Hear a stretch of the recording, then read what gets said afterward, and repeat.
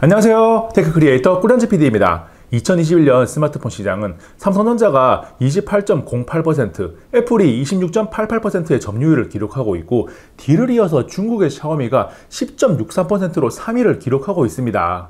그래서 샤오미는 일부러 삼성이나 애플의 언패 행사와 비슷한 날짜나 같은 날짜에 신제품을 공개하곤 하는데, 2021년 9월에는 한국 시간 기준으로 아이폰 13과 동일한 9월 15일에 샤오미 11T, 11T 프로, 11 라이트 애니를 공개했습니다. 이 중에 현실적으로 가장 직구를 고려할 만한 가격대를 가지고 있는 샤오미 11 라이트 애니가 가격만큼의 값어치를 가지고 있을지 꼼꼼하게 살펴볼게요. 샤오미는 메인 제품에 사용하던 제품명 미, MI를 그냥 회사명인 샤오미로 바꾸는 브랜딩을 진행하고 있습니다. 그래서 오늘 소개하는 제품이 미 11 라이트의 리뉴얼 버전이지만 샤오미 11 라이트 애니라고 부르는 거죠. 여기서 애니는 뉴 에디션을 의미합니다. 샤오미 11 라이트 애니의 스펙을 한 번에 자세히 보고 싶다면 잠깐 멈춰서 지금 띄워놓은 표를 참고해 주시고요. 스펙 읽기는 생략하겠습니다. 샤오미는 애플이나 삼성에 비해서 박스가 두꺼우니까 뭐가 들어있는지 열어보면 유심 트레이 핀, USB-C to 3.5mm 오디오 연결 젠더가 있고 설명서와 기본 젤리 케이스도 들어 있습니다. 그리고 샤오미 11 라이트 애니 본체가 나오고 그 아래로는 33W 충전이 가능한 어댑터와 USB-C to A 케이블이 들어 있어요. 가격이 비싸지 않은데 기본 젤리 케이스와 3.5mm 오디오 연결 젠더를 넣어주고 충전 가능한 최대 속도를 100% 활용할 수 있는 33W 어댑터를 넣어준 것은 충분히 칭찬할 만한 일입니다. 샤오미 11 라이트 애니가 가지고 있는 가장 강력한 장점은 가볍고 얇다는 것입니다. 크기는 가로 160.5mm, 세로 75.7mm로 6.55인치 정도의 스마트폰에서 만날 수 있는 일반적인 수준인데 두께가 측정을 해보면 기본이 7.05mm가 나오고 카메라가 있는 부분이 8.79mm로 전체적으로 상당히 얇은 편입니다. 이어서 저울에 올려보면 158g이 나오고 기본 포함되는 젤리 케이스를 씌워도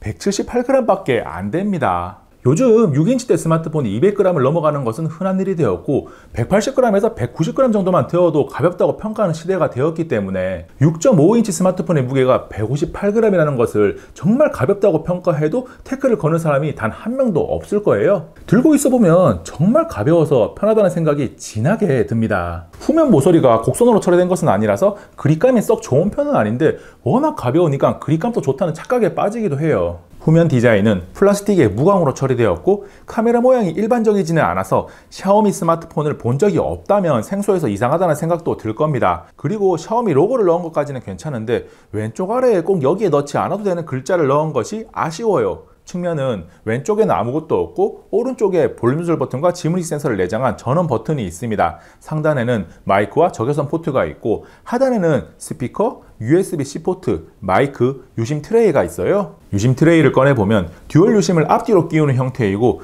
2번 유심 자리에 유심 대신 마이크로 SD 카드를 사용할 수 있습니다. 샤오미 11 라이트 애니를 돌려서 전면을 보면 6.55인치 FHD 플러스급인 2400×1080 해상도를 지원하는 OLED 디스플레이를 만날 수 있습니다. 보고 있으면 상하좌우 베젤이 얇다고 평가할 수 있는 수준은 아니지만 두꺼운 것도 아닌 볼만한 수준이다 라고 할 수 있어요. 요즘 120Hz를 지원하는 스마트폰이 워낙 많아져서 필수 체크 포인트가 되었는데 아쉽게도 이 녀석은 120Hz를 지원하지는 않습니다. 그나마 아쉬운 대로 90Hz를 지원해서 화면의 부드러움을 어느 정도는 경험할 수 있습니다. 전작인 미 11 라이트가 품질 면에서 명암 표현이 잘 안되는 등의 이슈가 있어서 디스플레이를 정말 오랜 시간 뚫어져라 봤습니다. 스펙상으로 돌비 비전과 HDR10 플러스까지 지원하는데 보고 있으니까 기본적인 화질이나 색감의 표현이 나쁘지 않다는 생각이 들더라고요. 그래서 장비를 이용해서 측정해보니 색 재현율이 sRGB 100%, P3 95%를 만족합니다. 스펙시트에 DCI P3가 적혀있긴 했어도 믿지 못했었는데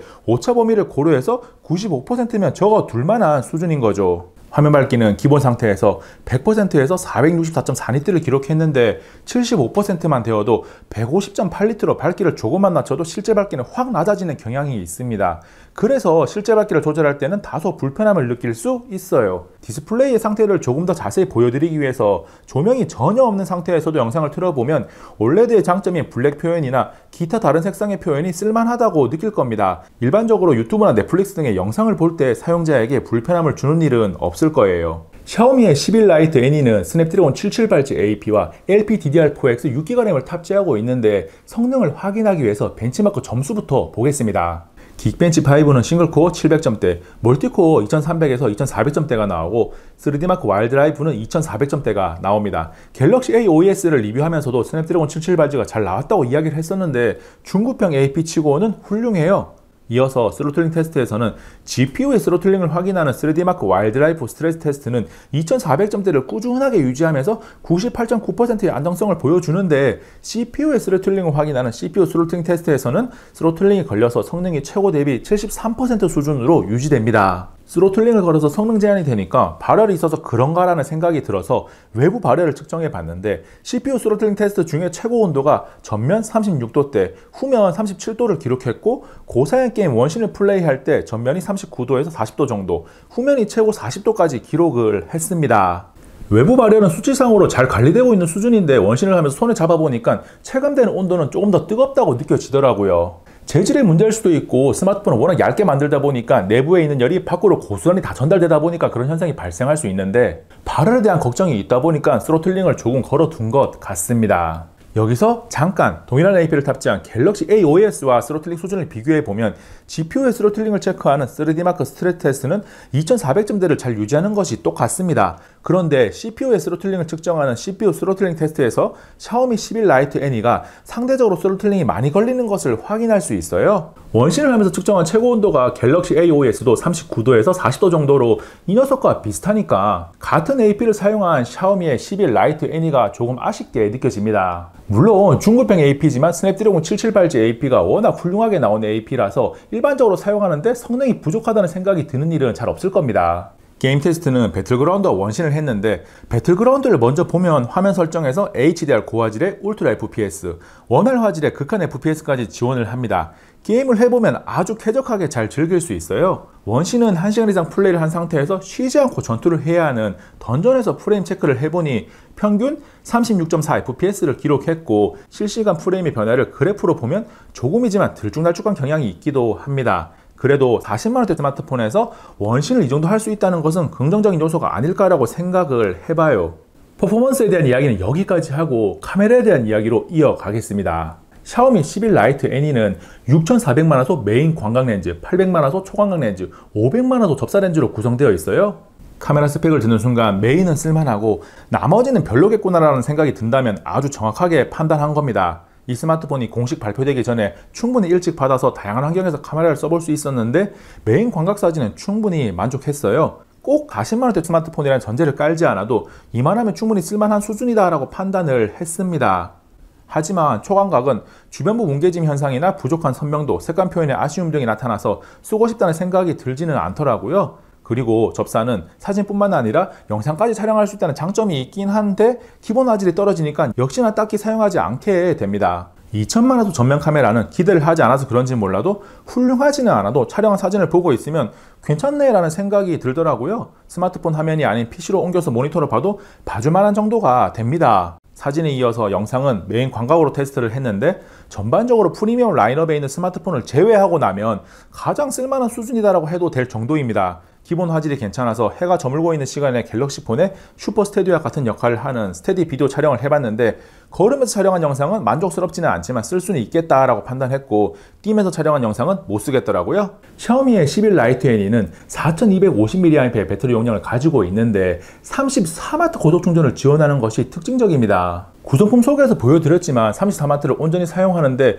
별도 어댑터를 구매할 필요가 없다는 것도 이 녀석이 가지고 있는 장점이죠. 스피커는 상단 통화 리시버를 활용해서 스테레오를 지원하는데 스펙을 모르던 아내에게 노래를 들려주자 이거 모노야? 라고 묻더라고요. 이 이야기 하나면 스피커 성능에 대해서는 충분히 설명이 될 것 같습니다. 아쉬운 대로 영상을 보고 음악을 들으면서 사용은 하겠지만 구려요. 우리가 스마트폰을 해외에서 직구하게 되면 유심기변을 보통 하니까 데이터를 사용하는 것은 전혀 문제가 없는데 4G든 5G든 통화를 할 때 3G로 전환되는 문제가 발생합니다. 그래서 사용자가 직접 통신사 연락을 해서 OMD 등록을 한 다음에 사용을 해야 VoLTE를 사용할 수가 있는데 상당히 귀찮죠. 전작이 미 11 라이트도 OMD 등록을 하면 통신 3사 모두 VoLTE를 사용할 수 있었으니까 이번에 나온 샤오미 11 라이트 애니도 그렇게 사용할 수 있을 것이라고 예상은 됩니다. 이 녀석을 분석하는 기간에 긴 연휴가 끼어버려서 직접 테스트를 해보지는 못했는데 통신 3사의 OMD 등록 관련 내용은 고정 댓글을 통해서 계속 업데이트를 하겠습니다. 그 밖에 생활 방수는 가능한 IP53 방수 방지 등급 능력을 가지고 있고 NFC를 탑재하고 있어요. 6.5인치라는 비교적 큰 대화면 스마트폰에도 불구하고 158g이라는 굉장히 가벼운 무게를 가지고 있는 샤오미 11 라이트 N이 어떻게 보셨나요? 스로틀링에 의한 성능 제한, 스피커가 아쉽고 직구를 해서 직접 OMG 등록을 해야 하는 귀찮음이 동반되는 스마트폰이지만 기본적인 퍼포먼스, 디스플레이, 메인 광각 카메라 등은 40만원대 초반에 살 수 있는 스마트폰임을 감안하면 충분히 만족감을 줄만 합니다.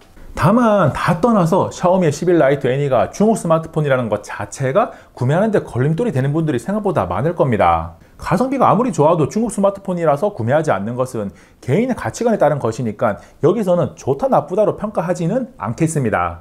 혹시나 샤오미 11 라이트 N에 대한 궁금한 내용이 있다면 고정 댓글에 답글을 남겨주시기 바랍니다. 이번 영상은 여기까지. 다음에 또 만나요. 안녕. 잠시만요. 여기 있는 꿀단지 한번 눌러주세요. 꿀단지 PD를 구독하고 영상을 계속 받아볼 수 있습니다. 생각보다 더 재미있고 흥미롭고 정보가 가득하거든요. 여기 있는 이 영상 정보를 정말 많이 담았고요. 여기 있는 이 영상 최신 영상인데 재밌어요.